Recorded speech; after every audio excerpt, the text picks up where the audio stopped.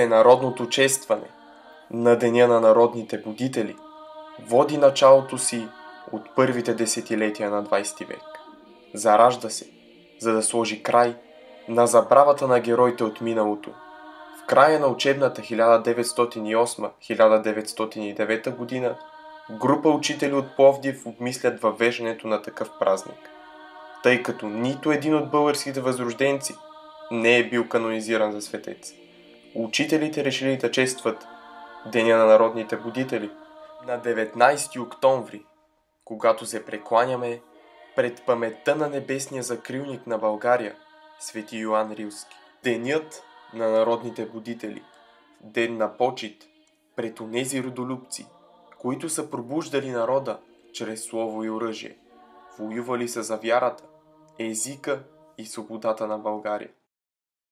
Народен будител е един от основателите на българската национална идея. Около 1745 година Паисий отива в Хилендарския манастир, където приема монашество. Около 1760 година Паисий Хилендарски започва да работи върху историческото си съчинение История славяно-българска, първото произведение на новата българска литература и истография.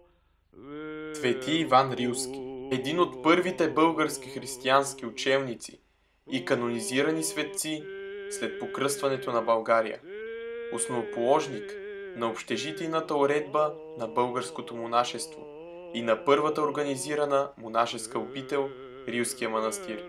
Оставя така нареченото духовно завещание, в което дава напътствия на учениците си относно уредбата на манастирите.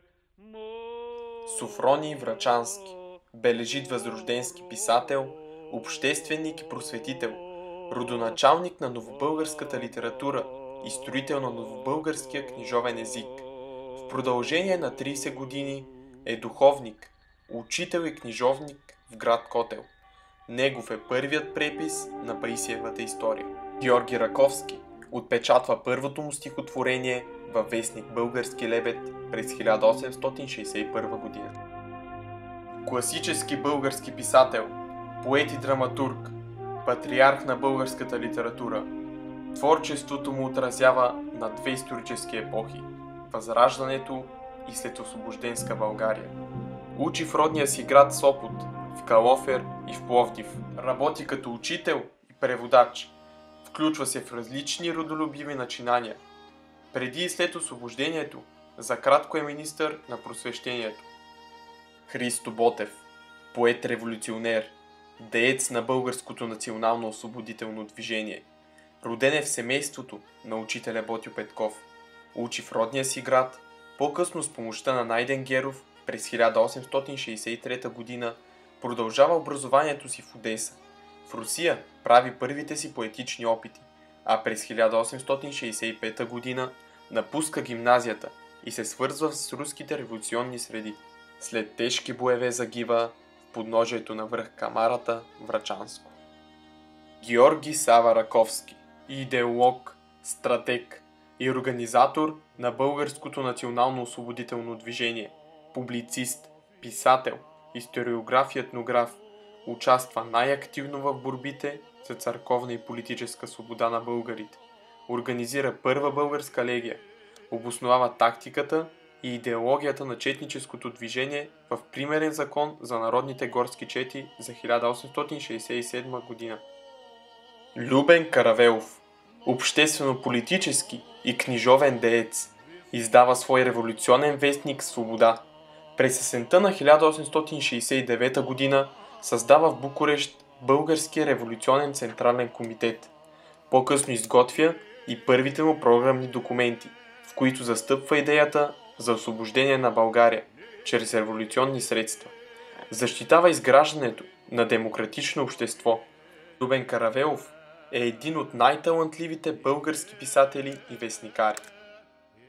Васил Иванов Кунчев, известен като Васил Левски и Апостола на свободата, е идеолог и организатор на Българската национална революция, основател на Вътрешната революционна организация и на Българския революционен централен комитет, български национален герой.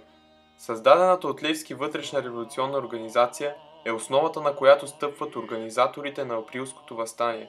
Това въстание и последвалата руско-турска война довеждат до възстановяването на държавата България на европейската карта. Гаврил Груев Хлътев е името на легендарния копривщенец, завоювал своето място в националната ни история като един от ръководителите на Априлското въстание. През 1866 година е влиятелен абаджия, търгува в Мала Азия, пътува из различни райони на Османската империя.